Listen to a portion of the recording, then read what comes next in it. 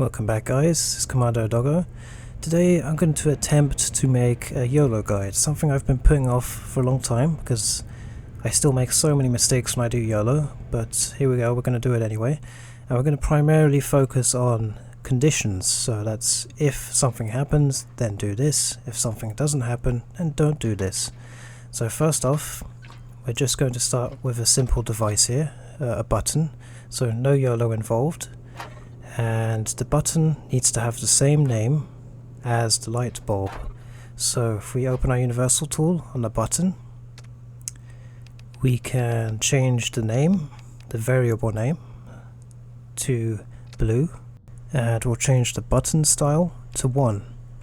So when the button style is on 1, that means the switch will be a toggle switch, so you only have to press it once and it stays on. I have to press it once again and it stays off. So they both have the same name. The light bulb variable name is blue and the button's variable name is blue. So now that they have both have the same name, I just have to press the button and it turns off. But we're going to do the same thing with YOLO without the button.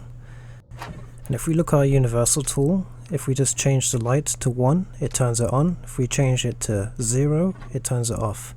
And that's how most variables, most devices work. 0 usually means off and 1 usually means on, unless you're using a more complicated device. Okay, so we're going to look into our YOLO chip here by left clicking on it. It's a bit tricky, you have to hold left click and then drag your mouse over it and then let go, and now we can edit this YOLO chip. Okay, so on our first line we're going to add a colon, which is the 2 dots, and then after the colon the name of our variable, which is blue. So colon blue equals 1. So that should do it. So now that we have, so whenever you type in a variable in your YOLO chip, it has to have a colon. That's the 2 dots before it, and then the name of your variable. In this case, the name of the lamp is blue. So colon blue, and we put equals 0, and now it's reading 0 and it turned itself off. As you can see, the YOLO reads from up to down, from top to bottom. That green highlighted number, that's the YOLO read speed. So we're just going to change it back to 1, blue equals 1, and now the light's back on. So whenever that line gets read by the YOLO chip, it will do what we tell it to do on this line.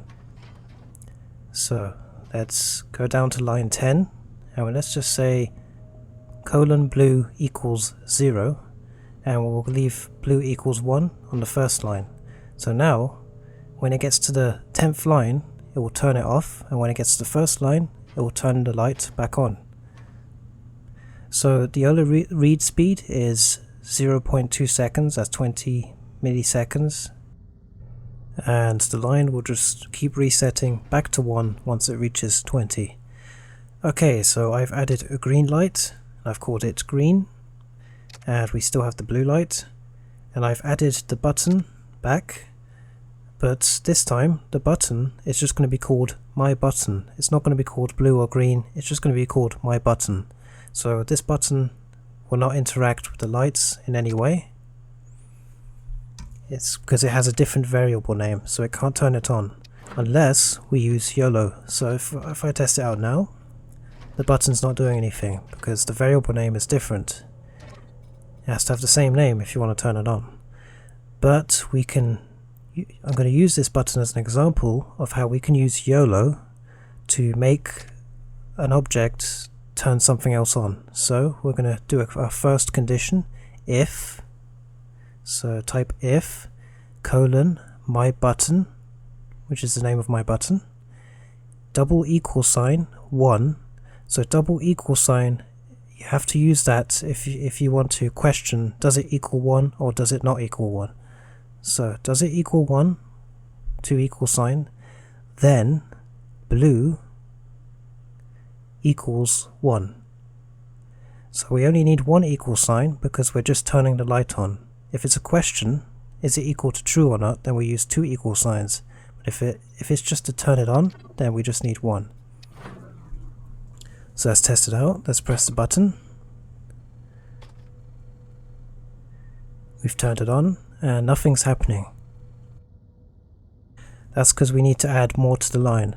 So whenever you make a condition, an if condition. If something's on, then do this or do that. We have to add end at the end of the line. So if my button equals 1, then blue equals 1 end. So now that we've added end, it should work. Yep, it works. As soon as it reads that line, as soon as it travels past that line and reads it, it will activate what we just written down here.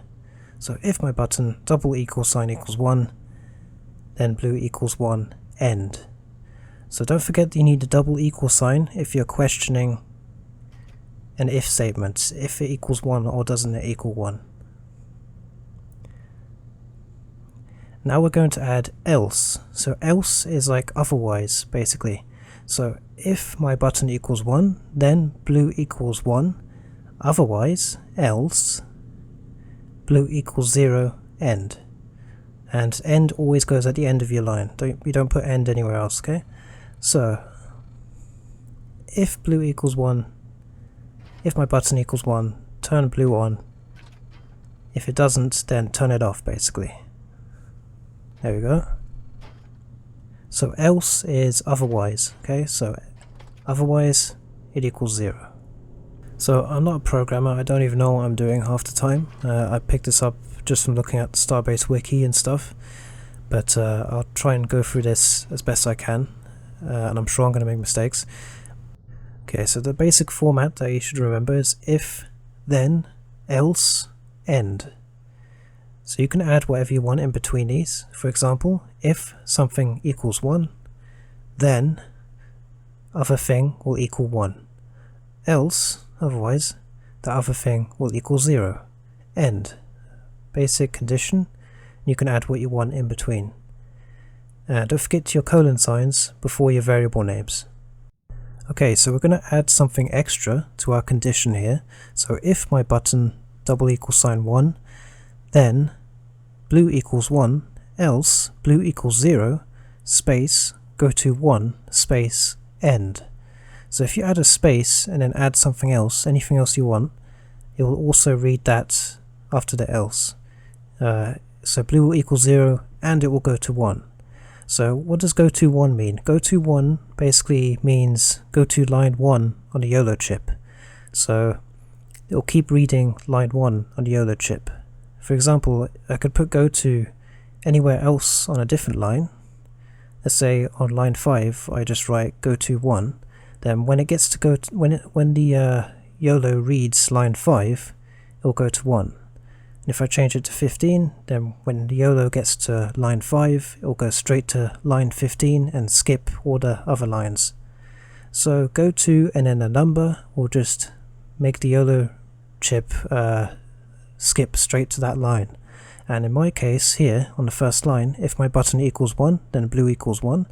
Otherwise, blue equals 0, and then go back to 1, end. So basically, otherwise, just the button, the color will equal 0 and it will just keep resetting and going to 1. So if the button equals 0, it will just keep going to 1 and keep repeating the first line. Okay, so if my button equals 1, then blue equals 1. Otherwise, if the button equals 0, blue will equal 0 and it will just keep repeating the first line. It will keep going back to 1. Okay, so let's have a look. If we have a look at our line, it's highlighted green. That means it's because it's not reading any further than this one line. It's stuck on this line. The Yolo chip is just constantly reading and repeating the first line because it's going to 1. But if I turn the button on, now the Yolo chip is reading down like normal, you see? Because if my button equals 1, then carry on as normal. Otherwise, blue equals 0 and you keep going back to 1. Okay, so now we're going to change our condition a little bit, okay? So if you look here, button on state value equals 1. So that means when the button is on, it will equal 1. The value will equal 1, and when the button off state value, when the button is off, it will equal 0. So if we edit our script, and we're going to change something here, just to show you an example, we're going to change the double equal sign to something else. So instead of my button, if my button equals 1, then do this and do that, we're going to change it. We're going to say if my button is greater than 1. See the greater sign? That's a greater symbol, okay? That's just maths. So if my button is greater, we can have it, is it less than 1? Is my button less than 1? Okay, or is it greater? We'll use greater. So if my button is greater than 1, then we do the trigger like normal. We turn blue on, otherwise turn blue off, okay? So if my button is greater than 1, turn blue on, otherwise turn it off. So if we turn the button on now, you'll see that the condition is no longer working, because the button has to be greater than 1 for the condition to work. And when the button is on, the on state value is just 1. It's not greater than 1, it's just 1. You see? So if we turn the button on, you can see that it's just 1. When we turn the button off, it's 0. But if we change this, and we change the on state value to 2, now when we turn the button on, it equals 2, the value. And that's greater than 1. So now the condition's working, because the button on state value is now 2, which is greater than 1. So it should work. So it's just basic maths. Oh look, my battery's run out. Okay, so you can play around. If you look at the Google Starbase wiki and Yolo, and you just go onto the Starbase wiki page here, the Yolo part, click on that on your browser, and you just scroll down their wiki page, you can find this whole segment where you can try all these different functions with your condition. So this is what we used. We used greater than. A is just a variable, B is just any variable of your choice. So we used greater than. Okay, you could use not equal to, is it equal to, is it greater than equal to, and, or. So there's lots of different functions here, so you can just try these out by yourself. Set up a simple light show and just try all these conditions out for yourself. Okay, so moving on. Okay, so we're going to do our first AND condition. So that means two things have to be on in order for something to happen. Okay, and to do that, we're going to copy paste everything we've learned so far for the green light. So I'm just going to make another button here for the green light. So we could do this without Yolo. We could just name the button the same name as the light, and that would be simple, and then it'll turn it on. That'll be at the end of it, but we're not going to do that. We're going to do everything with Yolo. So my button, we're going to call this second button my button 2. So this is my button 2, and this will turn the green light on, and we'll just copy the Yolo that we've done already, the simple if condition. And we're just going to say if my button 2, which is our new button, and don't forget your colon before your variable, if my button 2 equals 1, double equals 1, is equal to true, then blue, no, we're going to replace that with green, equals 1, otherwise green equals 0. So we just copy pasted it with something else. Okay, so if my button 2, our second button, is equal to 1, then green equals 1, otherwise green equals 0, go to 1 and end. Okay, so we just copy pasted and we just changed the variables for our second button and our second light.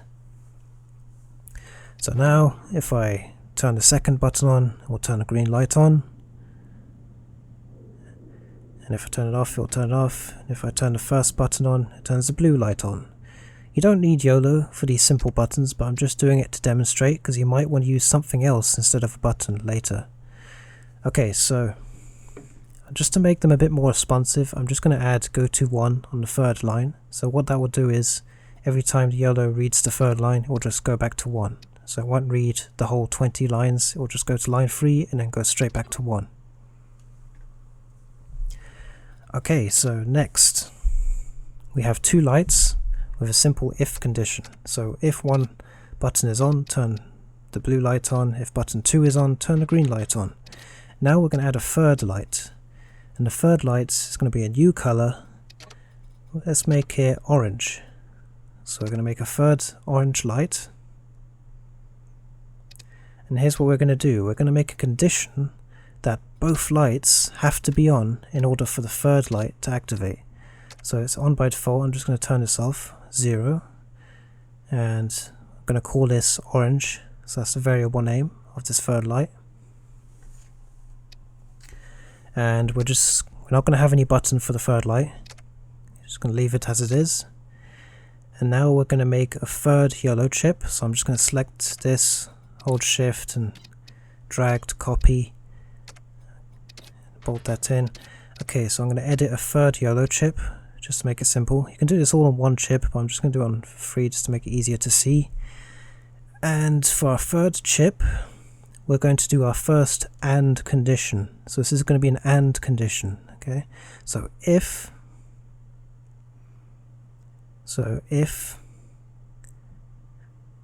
colon blue equals 1 and, so don't forget your and green colon green equals 1. So if both lights equal 1, then, okay, our basic condition format, then orange will equal 1. Colon orange will equal 1. Okay, so we actually made a mistake here. Can you tell what the mistake is? Okay, you'll find out in a bit. We'll continue anyway. So if blue equals 1 and green equals 1, then orange will equal 1. Otherwise, else, orange will equal 0. And then end. That's it. So if both lights equal 1, then orange will equal 1. Otherwise, orange will equal 0. And we'll just add go to 1, so it just keeps resetting the first line, okay?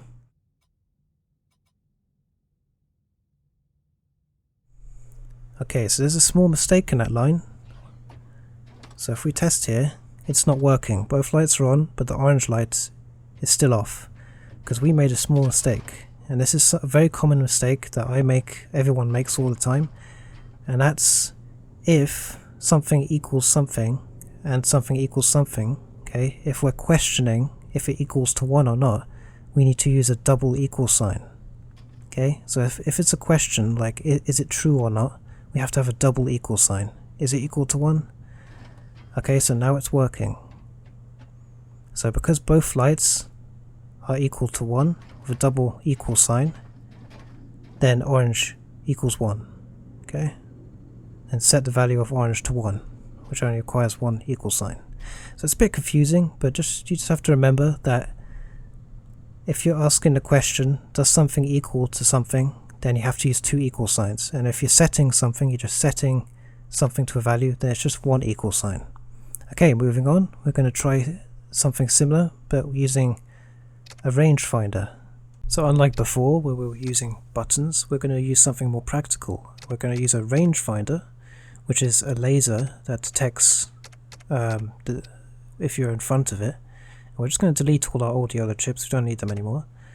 And we're going to use a laser, and if the laser detects you, then turn the red light on. And if the laser doesn't detect you, then don't turn the light on, basically.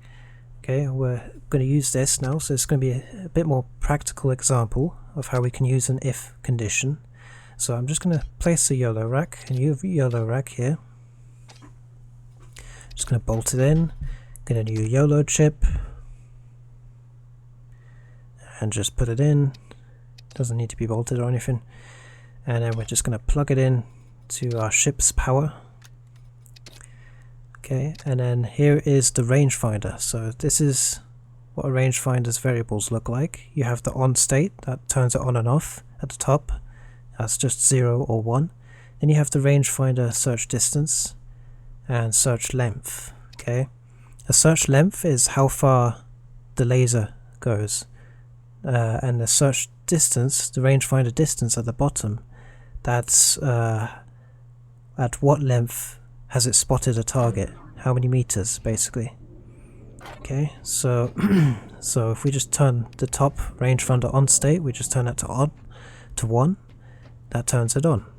As you can see, it only extends 5 meters. It's supposed to be 5 meters, but it doesn't look like it. Okay, and that's because the rangefinder search length here is set to 5.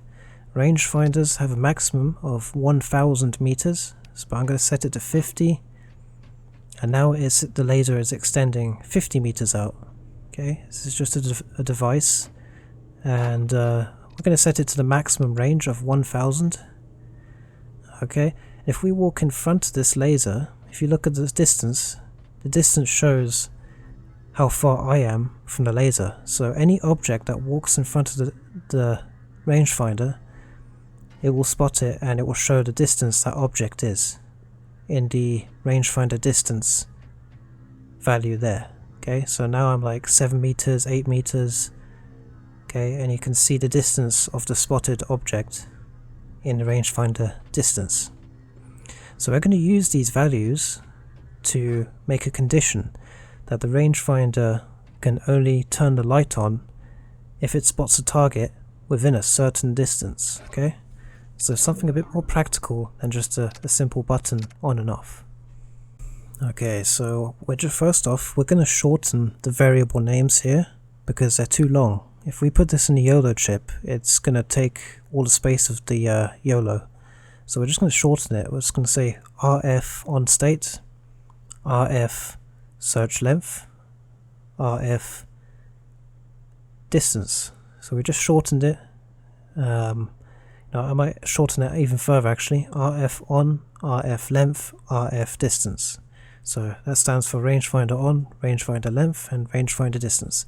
So you want to get a habit of shortening your variable names as short as you can, just because you want to fit as much YOLO as you can in every line on a YOLO chip, because there's a maximum amount of text you can put on a YOLO line. So you want to keep your variable names short. So rename your variables and make them short. So we're going to have the rangefinder on by default. And we're going to make a new button here. Don't need this button, I'm just doing this anyway. And this button is not going to use any YOLO. I'm just going to name the button the same name as the rangefinder. You don't need to do that. And that's just so I can turn it off and on very simply with the button. There's no YOLO involved, it just has the same name. Simple toggle button to turn it off and on. And we're going to edit our new chip here, our new YOLO chip, and make a new if statement. So if colon rangefinder distance, RF distance, that's our renamed variable, is less, so a less sign, is less than 999, which is 999 meters, then colon red, that's our lamp, equals 1. Else colon red equals 0. End. So if we're spotted under less than 999 meters from the rangefinders, then turn the light on, otherwise turn the light off to 0. Rangefinder distance, remember, that's the distance that the rangefinder spots us, okay? So if we go in front of it now, we're less than 999 meters away from the rangefinder. See? Check our universal tool. The distance is, I can't read from here, 6 meters, is it? 5 meters? 4 meters? I can't even read it. Okay, so we're less than 999 meters from the maximum distance, and when there's no object in front of it, it just reads 1000 meters, because there's no object obstructing the laser. And if we step in front of it, the distance is less than 999. Okay, so as long as we're in front of the laser and we're less than 999 meters away from the rangefinder, it will say that we have been spotted, and the light will turn on. Okay, so we're going to add a bit more to that. Now, we're going to make it so that we have to be in between two distances for the red light to turn on. Okay, so we don't just have to be less than 999 meters, we're going to say and, so remember our and, so if the rangefinder distance is less than 999, so if we're less than 999 meters away, and colon the rangefinder distance, we have to type that in again, is greater, I'm going to use our greater symbol, is greater than, let's say 7 meters, then do all the rest of it. Turn the light on, red equals 1, otherwise it equals 0, okay? So we have to be in between 999 meters and 7 meters for this to activate, okay? If we're not in between those two ranges, it won't work. So right now we're about 2 meters away, and because of that, it's not activating. But if we keep moving back until we're 7 meters or more away, now the light is on,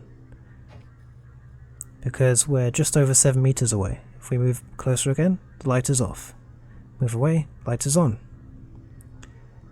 If we move out of the way, the rangefinder is at 1000 meters because there's no object in front of it. So as long as it's in between those two values, it'll be on. Okay, so we're going to change it again. We're going to say it has to be less than 8 but greater than 7. So let's check it again. If we fly away here, now we're just over 7 meters away, the light is on. Okay, now as soon as we go over 8 meters, the light goes off again, because that's what I set in the YOLO. So we have to be in between 7 and 8 meters, otherwise it won't work. So that's a simple condition, okay, so we can be in between something.